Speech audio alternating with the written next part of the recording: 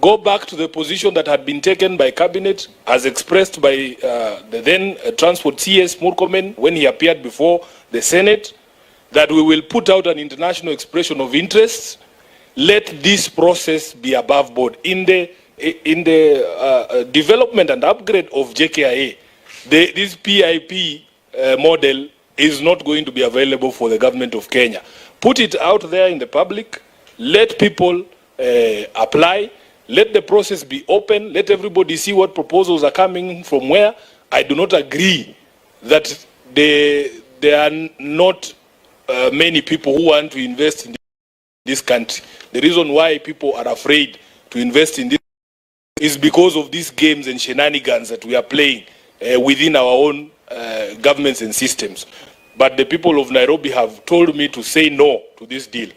Therefore, I want to urge you very strongly, cancel this thing.